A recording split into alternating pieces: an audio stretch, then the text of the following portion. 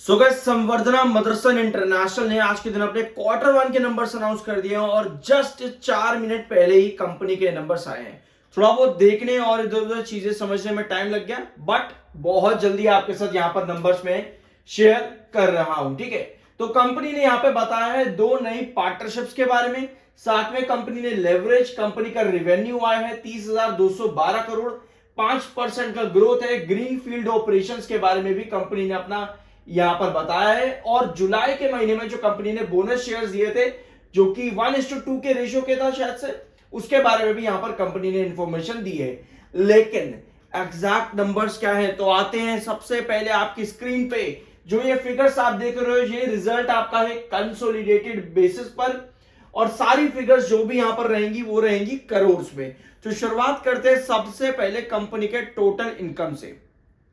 ठीक है, तो भैया जून 2025 का डाटा है, जो आप यहां स्क्रीन पे देख रहे हो, ये वाला, ये जून 2025 है। ये डाटा है आपका मार्च 2025 का, और ये डाटा आपका है जून 2024 का। तो शुरुआत करते हैं सबसे पहले कंपनी के। गिव मी 1 सेकंड, शायद कंपनी नंबर ना थोड़े अलग तरीके से यहां पर दिए हैं। हर बार ऐसा होता है कि जून और जून यहां पे होता है, बीच में मार्च होता है, लेकिन इस बार कंपनी ने यहां पे दिया है जून 2025, फिर जून 2024 दिया है यहां पे, और मार्च 2025 बाद में दिया है। तो क्वार्टर ऑन क्वार्टर आपका यहां पे ये वाले बॉक्सेस रहेंगे, ये वाले कॉलम्स क्वार्टर ऑन क्वार्टर रहेंगे, और ईयर ऑन ईयर बेसिस पे ये दो बॉक्सेस आपके रहेंगे, ये दो कॉलम्स आपके ईयर ऑन ईयर पे रहेंगे। तो शुरुआत करते हैं कंपनी के टोटल रिवेन्यू फ्रॉम ऑपरेशन से, जो कि बनता है दो चीजों से, revenue from contract with customers and other operating revenue से। तो भैया टोटल रिवेन्यू कंपनी का आया है 30,212 करोड़, 30,212 करोड़, ये कंपनी का टोटल रिवेन्यू, जो कि पिछले साल के अंदर था 28,867 करोड़, पिछले साल जून में। तो भैया ईयर ऑन ईयर बेसिस पर एक अच्छा खासा इंक्रीज है, बिल्कुल भैया बिल्कुल है। अब आते हैं मार्च 2025, यानी कि पिछले क्वार्टर में क्या था, 29,316। तो भैया क्वार्टर ऑन क्वार्टर बेसिस पर भी लगभग 900 करोड़ के आसपास का इंक्रीज कंपनी का आया है। नेट आपके sorry total revenue from operations के अंदर। ठीक है, तो क्वार्टर ऑन क्वार्टर और ईयर ऑन ईयर दोनों जगह पे कंपनी ने इंप्रूवमेंट दिखाई है टोटल रेवेन्यू फ्रॉम ऑपरेशन में। अब अदर इनकम एक बार यहां पर देख लो, तो भैया आज कंपनी ने अदर इनकम दी है 80 करोड़ की, 80 करोड़ की अदर इनकम आई है। पिछले साल जून में थी ये 70 करोड़। तो भैया डेफिनेटली 10 करोड़ आप ऐड कर दो कंपनी के टोटल रेवेन्यू के अंदर, वो आ जाता है इस साल का कंपनी का जून के क्वार्टर का रेवेन्यू 30,992 करोड़। और जून 2024 के अंदर ये था कंपनी का 28,938, 70 करोड़ की अदर इनकम मिलाने के बाद में। और मार्च में कंपनी की अदर इनकम आई है 116 करोड़। तो भैया ज्यादा बड़ा डिफरेंस नहीं आता है, 29,433 ये कंपनी की मार्च 2025 के अंदर टोटल इनकम रही है। अब आते हैं एक्सपेंसेस पे, क्योंकि एक्सपेंसेस आपके डिसाइड करते हैं कि कंपनी की प्रॉफिटेबिलिटी किस तरह से इंक्रीज या इंप्रूव या डिक्लाइन हो सकती है। तो भैया एक्सपेंसेस कंपनी के इस क्वार्टर में आए हैं 29,428 करोड़, ये है कंपनी का टोटल एक्सपेंस 29,408 करोड़ का। जून 2024 में था ये 27,601 करोड़। तो कंपनी का जो आपका एक्सपेंस है वो बड़ा है। अब देखना यह है कि एट द एंड कंपनी की प्रॉफिटेबिलिटी पर इसका इफेक्ट आएगा या नहीं। मार्च 2025 में कंपनी का एक्सपेंस था 28,313 करोड़ का। तो भैया year on sorry quarter on quarter basis पर कंपनी का एक्सपेंस बड़ा है, और ईयर ऑन ईयर बेसिस पर भी कंपनी का एक्सपेंस बड़ा है। इसके बाद में कंपनी का प्रॉफिट बिफोर टैक्स कहां पे है, एक बार देखते हैं। प्रॉफिट बिफोर एक्सेप्शनल आइटम तो यहां पर लिखा हुआ है, हमें टैक्स देखना है, प्रॉफिट फॉर द पीरियड। ठीक है, टोटल टैक्स एक्सपेंस, तो ठीक है, प्रॉफिट फॉर द पीरियड। ठीक है, तो यही कंपनी का प्रॉफिट बिफोर टैक्सेस है। ठीक है, यही है कंपनी का profit before taxes.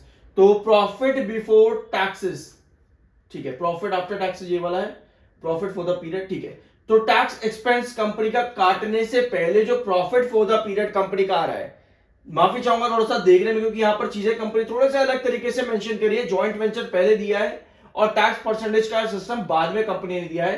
Profit for the period दोनों में सेम रखा है।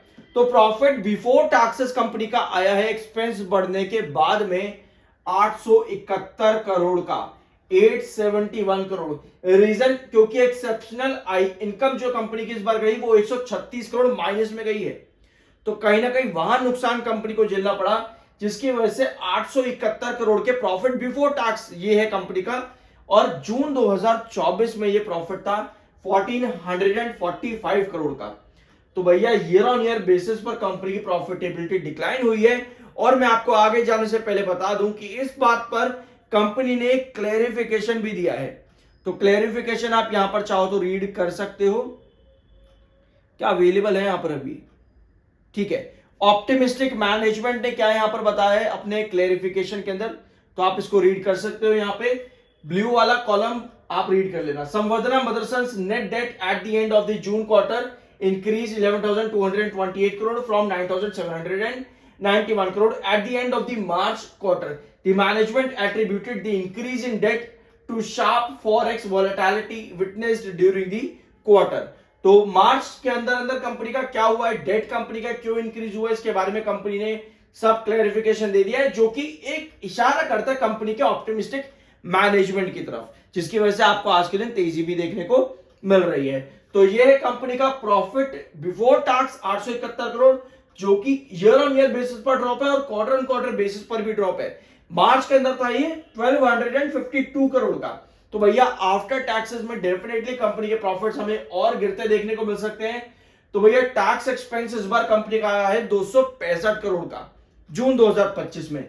जून 2024 में कम हुआ है, बल्कि अगर आप ईयर ऑन ईयर बेसिस पर देखोगे कंपनी का टैक्स एक्सपेंस कम हुआ है इस क्वार्टर के अंदर। आज के दिन 348 था पिछले साल कंपनी का टैक्स एक्सपेंस, और अगर आप मार्च में देखोगे पिछले क्वार्टर के अंदर यानी 136 करोड़ का कंपनी का टैक्स एक्सपेंस था। अब भैया टैक्स एक्सपेंस तो यहां पर कंपनी का डिक्लाइन हो गया क्वार्टर ऑन क्वार्टर बेसिस पे, जो कि एक स्ट्रेंथ प्रोवाइड कर देगा, लेकिन उसके बावजूद भी प्रॉफिट आफ्टर टैक्स अगर हम कंपनी के देखें 606, ये है कंपनी का प्रॉफिट या नेट प्रॉफिट, आप इसको अब यहां पर कहो 606 करोड़ का, जो कि जून 2024 के अंदर था 1097 करोड़।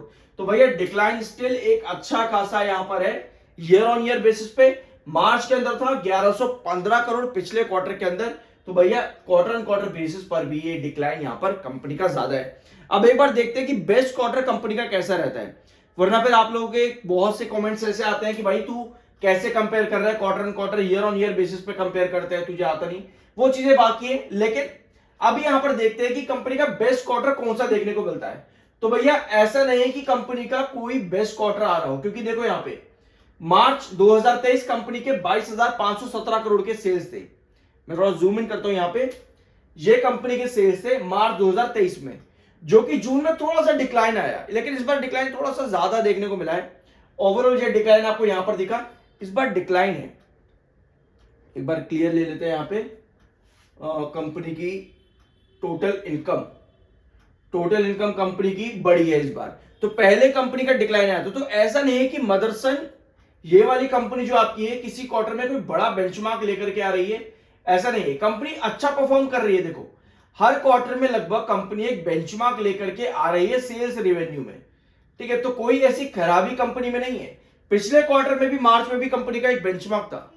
तो profitability eight the and company का एक हिस्सा बनी है यहां पर, क्योंकि कंपनी के एक्सेप्शनल आइटम्स में भी आपको डिक्लाइन देखने को अच्छा खासा मिला, जो कि नेगेटिव के अंदर है। तो ओवरऑल कंपनी सेल्स में तो बेंचमार्क लेकर के आ रही है, लेकिन प्रॉफिटेबिलिटी में कहीं ना कहीं कंपनी इस बार पीछे छूटी। रीजन कह सकते हैं क्वार्टर ऑन क्वार्टर बेसिस जब आप मार्च से कंपेयर करते हो कि पिछले मार्च क्वार्टर के अंदर कंपनी का टैक्स परसेंटेज मात्र 11% का था, और इस बार वही टैक्स परसेंटेज कंपनी का बढ़ गया। तो कहीं ना कहीं टैक्स परसेंटेज ने भी एक बड़ा रोल प्ले किया है। और अगर आप अदर इनकम देखोगे तो पिछले मार्च क्वार्टर के अंदर कंपनी की अदर इनकम कितनी आई थी 248 करोड़, जो कि एक अच्छा नंबर है कंपनी का। अदरवाइज एवरेज कितना रहता है अदर इनकम में, लगभग 100 करोड़ या 125 करोड़ के आसपास। तो पिछले क्वार्टर में कंपनी 248 करोड़ के अदर इनकम पर भी आई थी। तो ये कुछ चीजें हैं जो हमें समझने होते हैं कंपनी की प्रॉफिटेबिलिटी क्यों गिरी, कंपनी का टैक्स, ओपीएम परसेंटेज, एक्सपेंसेस के बाद प्रॉफिटेबिलिटी पर क्या इफेक्ट पड़ेगा। आई होप कि ये वीडियो आपको पसंद आएगा। बाय सेल की कोई रिकमेंडेशन नहीं, मिलता अगले वीडियो में।